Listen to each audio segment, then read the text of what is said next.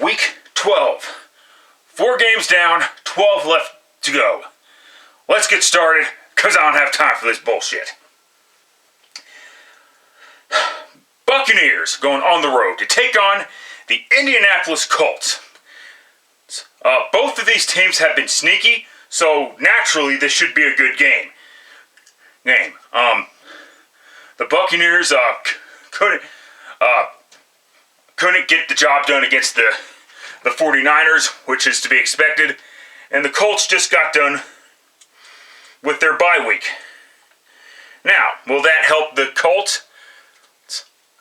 I don't think so. I think they're though the Buccaneers did lose a close one, an inexcusable loss against the Houston Texans. So anything can happen, but I'll take the Tampa Bay Buccaneers to win this one, I guess. Oh, God damn it, man. Patriots going on the road to take on the New York Giants. The Giants, I believe, Patriots are 2-8, I know that. The Giants are 3-8. Who would have thought that this would one day become a cream of the crap type of matchup? Patriots are bad right now. And the Giants, they just got done getting their third victory of all teams, the Washington Commanders, who still haven't fired their head coach yet. I understand Jack Del Rio sucked too, but it's looking like the Commanders are going to wait until the end of the season to fire Rivera. It's whatever there. As far as this game goes, not sure. I'm sure there's a reason why the Patriots are favored. And quite frankly, I'm going to take the New England Patriots to defeat the New York Giants. This should be an interesting game. And speaking of interesting games, Steelers going on the road to take on the Cincinnati Bengals. Their first game of the season without Joe Burrow for the remainder of the season, of course, after a mysterious wrist injury that God knows how it happened. And the Steelers, meanwhile, they lose. They actually fire a coach in season for the first time in 81 years, apparently. Yeah. Obviously the Steelers don't fire coaches. And it's their first coaching change of any kind via firing since 2004. Of course, that year they finished 15-1. I'm not sure it helps Kenny Pickett that much.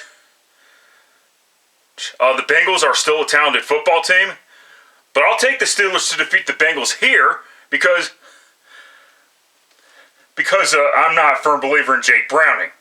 Big difference between playing off the bench and actually starting a game. Plus, the Steelers' defense is still not that bad.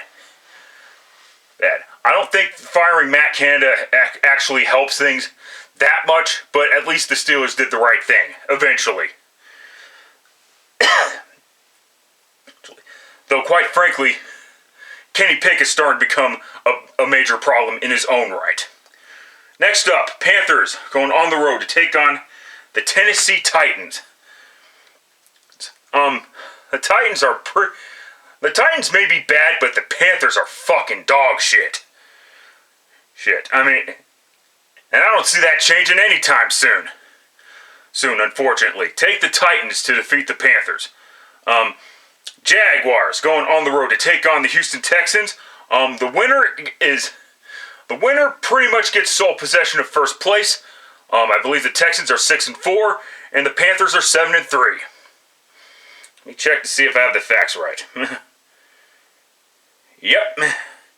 So, with that in mind, coin flip time, motherfuckers.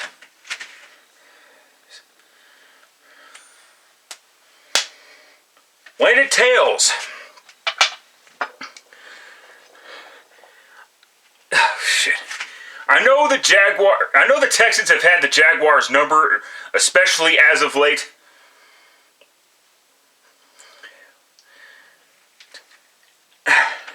But I'm going to go ahead and take Jacksonville to win here. I think the Jags will learn from the first game. They already know how C.J. Stroud plays. They already have film on him. They know firsthand what happened the last time. But this Texas team is actually pretty damn good, though, is the thing. So it wouldn't shock me to go if the Texans swept the Jaguars once again. Saints going on the road to take on the Atlanta Falcons. The Saints are pretty much what I expected them to be, which is a talented football team, but filled with many disappointments because of the flaws of Derek Carr. I know Josh McDaniels did him dirty, but that doesn't mean Derek Carr is a franchise type quarterback. I'm sorry, but he's not. However, the Falcons are going to go with Desmond Ridder again. Because why? Because of that last second touchdown. Why? Because of that touchdown drive against the Cardinals. That doesn't mean jack shit. They didn't win the fucking game, but yeah, not sure why. Not sure why they need to do that. With that being said, however, like I said, the Saints have been what they usually are. A talented team, but fulfilling people with disappointments. So with that being said, take the Falcons to defeat the Saints. Rams going on the road to take on the Cardinals. Late afternoon schedule now. Kyler Murray, for what it's worth, has been playing okay. Since he made his return against the Rams, and for those who were hoping that the Cardinals would tank the season just to get Caleb Williams, nope, that ain't fucking happening. Nor should it fucking happen. I get it, Kyler Murray's not the greatest quarterback, but the Cardinals signed him to a long-term deal. I know the Cardinals are a bad organization, but that doesn't mean they need to continue to be a piss poorly run organization. As far as the Rams are concerned, wow, they sweep of all teams Seattle, proving once and for all that Seattle is a tad bit fraudulent.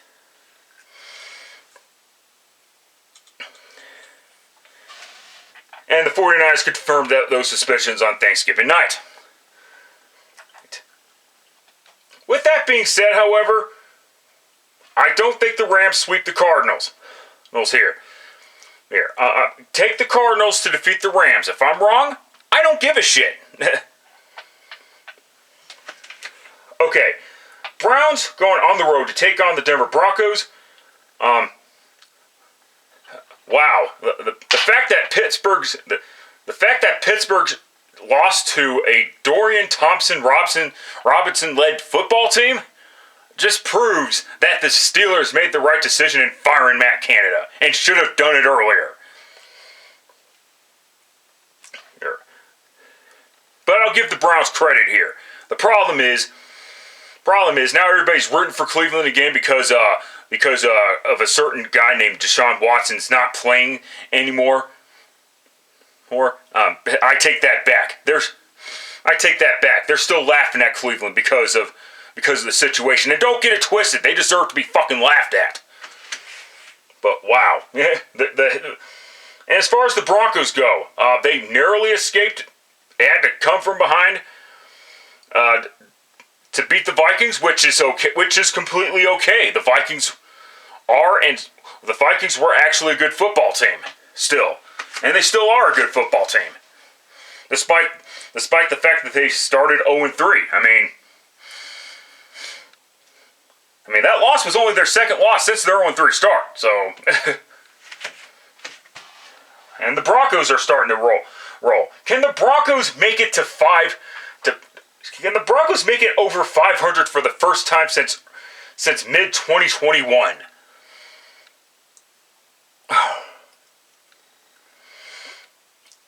God damn it. Coin flip time, motherfuckers. Coin flip time. That's what that is. Yeah, coin flip time. Okay, I'll shut up now. That's really fucking annoying. Tails. It landed tails, but I heard Denzel Ward's going to be out, but they still have that other good corner. With that, and the Browns defense is actually really fucking good, is the thing. With that being said, however, I hate to do this, but good God, please don't fuck me here, but go ahead and take the Denver Broncos to defeat the Cleveland Browns. Would not shock me in the least that the Browns went into Mile High and won again, just like they went into Mile High and won back in 2018. Next up, Bills going on the road to take on the Philadelphia Eagles. And most of America is going to be watching this game because it's on most of America's channels. The Bills, okay, they beat the Jets. They beat them soundly. Fine. If the Buffalo Bills can run the fucking football for a change and not force Josh Allen to pass, fine. They have a chance at winning this game. And as far as the Eagles go, I'm still I shouldn't be shocked that the Eagles won this game, because let's be honest here, the Eagles are built for another Super Bowl run, and that victory over the Kansas City Chiefs proved that. Now, I know the Chiefs dominated the first half, but the Eagles dominated more in the second half.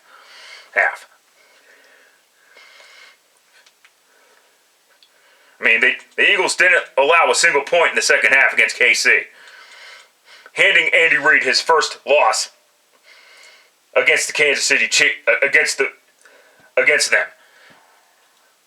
Of course, they didn't beat the Chiefs when it mattered, but I don't think that should matter at this point.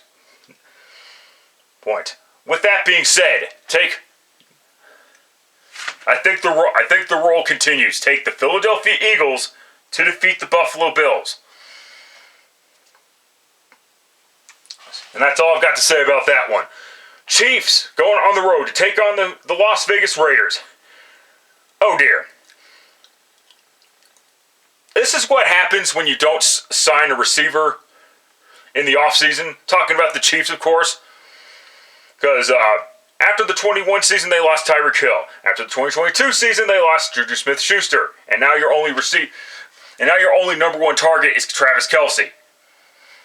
Maybe you should have offered more money to DeAndre Hopkins or whatever. I don't fucking know, but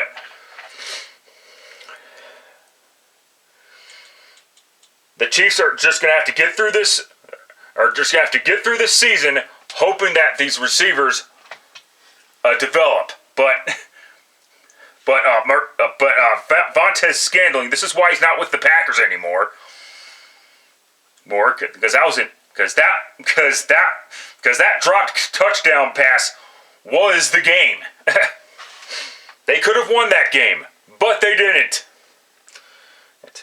And as far as the Raiders go, I wanted to talk about the Raiders a little bit. The valiant effort against the Miami Dolphins. The Raiders, if the Raiders somehow beat the Chiefs here, even if they are at home, the Raiders need to take the interim tag off of Antonio Pierce now. I mean, make him the permanent head coach now. Oh, don't fuck around. And yes, you have to put the Chiefs on upset alert here. I'll take the Chiefs to win the game, but like I said, I don't necessarily care about wins and losses this season. My season's already kind of fucked anyway, so whatever. Yeah. Ravens going on the road to take on the Los Angeles Chargers of San Diego on Sunday Night Football on NBC. And for the second straight week, hate to say it, but second straight week, I cannot put the loss on Justin Herbert. And when I say that, I mean at all. Because yes, obviously not everything should fall on just Justin Herbert. There's lots of other factors as well, like the shitty ass coaching by the coaching staff. Obviously, the offensive coordinator trying to implement his offense.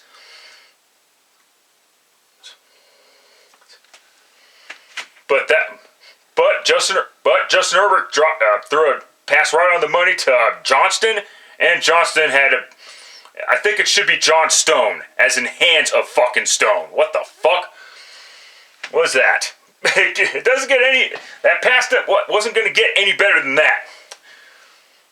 And the Ravens, yes, they beat the Bengals, but they lose Mark Andrews for the season. Luckily, though, they have Odell Beckham Jr. still. That new receiver Zay Flowers is starting to come to his own. The Ravens' defense is a little bit suspect, but see the Cleveland Browns game, but the second one that is, but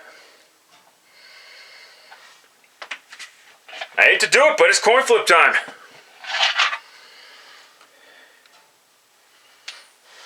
Fuck you.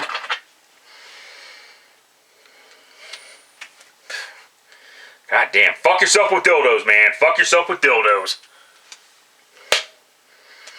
Landed fucking heads. Alright. I gotta take the desperate team at home. Chargers need a win in order to at least have a chance at the AFC. It is getting down to it. The later the season gets, the more teams get eliminated. But take the Chargers to win this game. Bears going on the road to take on the Vikings on the Monday night game. The Bears blow a 2-possession lead against the Lions because, what a shocker, it's the Chicago Bears. Justin Fields actually didn't play horrible, but who gives a flying fuck at this point? The fact still remains, he is not a franchise-type quarterback. And listen, tough loss for the Vikings.